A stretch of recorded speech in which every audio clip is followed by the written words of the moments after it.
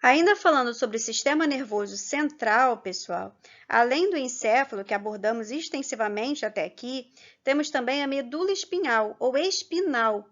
As duas nomenclaturas estão corretas, viu, gente? Espinal é uma nomenclatura mais atualizada, mas como eu aprendi como espinhal, eu tenho o costume de falar espinhal. De qualquer forma, as duas estão corretas, vocês podem escolher qual vão preferir usar.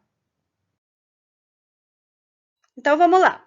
A medula espinhal é um tubo cilíndrico, alongado e esbranquiçado, com um ligeiro achatamento dorso ventral.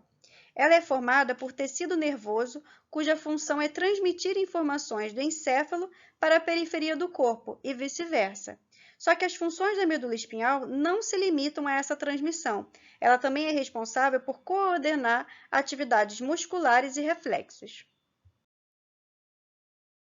A medula espinhal começa a partir do bulbo, que é a parte final do tronco encefálico, lembra que a gente acabou de falar? E a partir daí, ela desce por dentro dos ossos da coluna vertebral, que são as vértebras. As vértebras possuem um orifício que chamamos de forame vertebral e que a gente já estudou no semestre passado, lembra, gente? Como a coluna é formada por várias vértebras, esses forames em sequência acabam formando um túnel chamado de canal vertebral, que é por onde a medula passa. Então, as vértebras servem de proteção para a medula espinhal, assim como a calota craniana protege o encéfalo, com a ajuda também, gente, das meninges e do líquido cefalorraquidiano. Falando em meninges, pessoal, eu vou descrever melhor para vocês já já, mas já adiantando, a dura mater é a meninge mais externa. Aí, entre a dura mater e o canal vertebral, existe um espaço chamado de cavidade ou espaço epidural ou peridural. Nesse espaço também tem um coxim de tecido adiposo e de tecido conjuntivo, que também ajudam na proteção da medula. Vocês já devem ter ouvido falar de anestesia peridural, não já, gente? Então, é nesse espaço epidural aí onde é aplicada a anestesia peridural, que tanto já ouvimos falar. Outra coisa que a gente precisa comentar é que apesar da medula passar por dentro do canal medular, ela não se estende por todo o canal, ela se encerra antes, ou seja, ela se inicia lá na altura do forame magno, no osso occipital. Lembra que estudamos isso na aula de osteologia do crânio, gente, semestre passado? Então, e ela segue até aproximadamente as vértebras lombares, formando uma estrutura parecida com cone, chamada então de cone medular. Ah, gente, e o formato cilíndrico dela não é uniforme. A medula espinhal apresenta algumas variações na forma e no diâmetro, de acordo com o segmento da coluna. Por exemplo, em dois locais, onde emergem os nervos para os membros, o diâmetro relativo da medula espinhal aumenta. Essas partes mais largas da medula são chamadas de intumescências, e existem duas, a intumescência cervical e a intumescência lombar. A intumescência cervical envolve o segmento caudal da coluna cervical e a parte inicial da coluna torácica, e é dela que saem os nervos espinhais que vão inervar os membros torácicos, formando o plexo braquial. Já a intumescência lombar ou lombosacra é de onde saem os nervos espinhais que vão inervar a cavidade pélvica e os membros pélvicos, formando o plexo lombosacral. Logo após a intumescência lombar, a medula espinhal se afunila no cone medular, que eu já mencionei para vocês. Mas não acaba aí, gente. Dessa parte final da medula espinhal saem nervos, raízes espinhais sacrais e caudais que se projetam para baixo por dentro do canal vertebral, saindo pelos seus respectivos forames intervertebrais e formando uma estrutura semelhante à cauda de um cavalo. Por isso, essa região é chamada de cauda equina. A cauda equina é, portanto, um conjunto de nervos que constituem a medula espinhal ao nível das vértebras lombares e sacrais. Ou seja, nessa região, a medula já não é mais uma estrutura tubular única, mas sim o conjunto de várias estruturas tubulares de menor dimensão, que faz lembrar a cauda de um cavalo. E vocês provavelmente lembram da síndrome da cauda equina. Lembra que a gente já falou sobre isso no semestre passado, na disciplina de anatomia estrutural, quando a gente falou das vértebras? Então, essa síndrome da caldequina ocorre quando há uma compressão dos nervos dessa região. E apesar desse nome, síndrome da caldequina, acomete frequentemente cães. Não vão achar que é uma doença de cavalo, não, hein, gente? A compressão, a destruição ou o deslocamento das raízes espinhais que ocupam o canal vertebral caudal no final da medula espinhal levam a sintomas neurológicos que caracterizam essa síndrome da caldequina.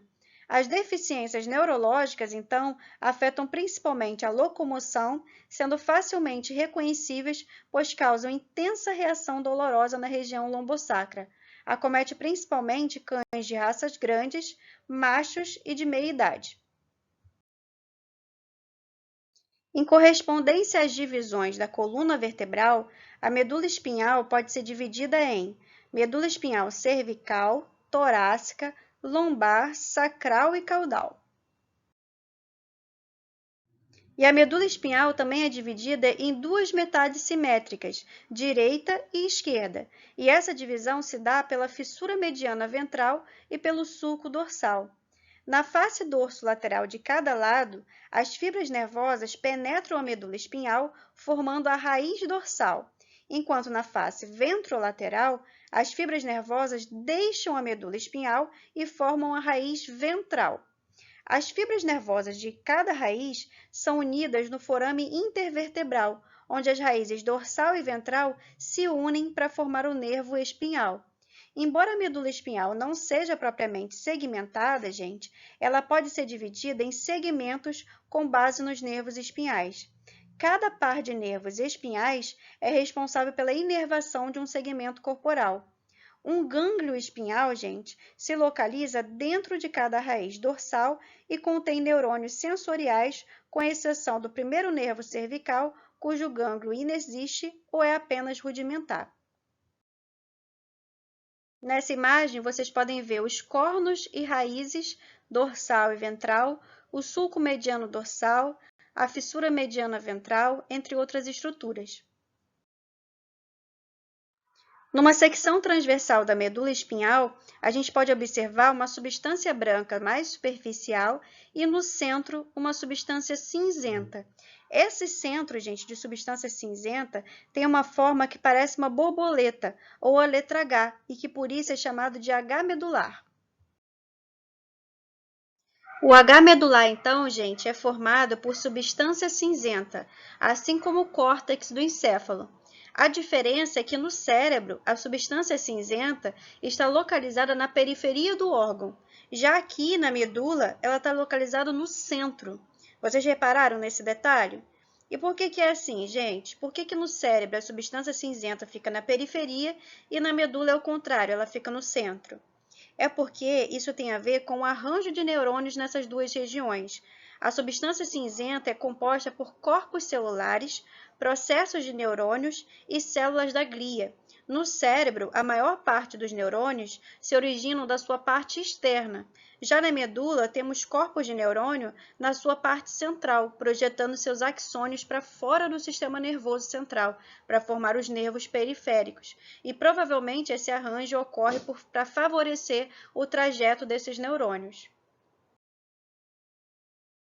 Gente, e o H medular tem esse formato devido às colunas dorsal, ventral e lateral da substância cinzenta, formando o corno dorsal e o corno ventral. Esses cornos são conectados pelo corno lateral, na região tóraco-lombar. A coluna dorsal, ou cornos dorsais, consistem principalmente de neurônios viscerais somáticos e aferentes, com tendência de agrupamento de seus corpos celulares.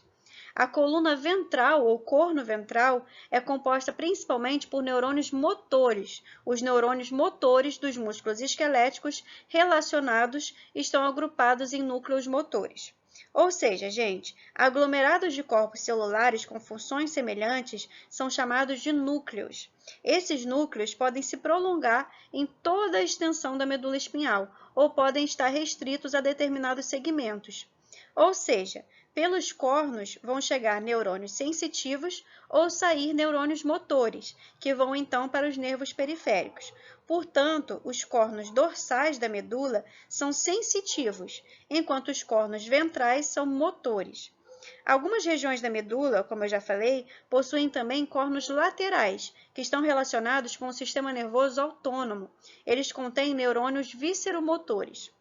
No centro da substância cinzenta, atravessa um canal, como vocês podem ver aí, que é a continuação caudal dos ventrículos do encéfalo, chamado de canal central, desculpa.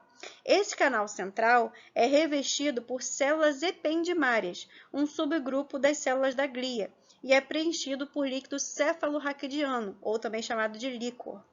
Já na parte mais externa da medula está a substância branca, que contém axônios de neurônios mielinizados, enquanto o H medular, que é formado por substância cinzenta, contém corpos de neurônios, como já mencionamos. E assim como a substância cinzenta tem cornos e colunas, a substância branca também é organizada em colunas ou funículos, que são os funículos anterior, posterior e laterais.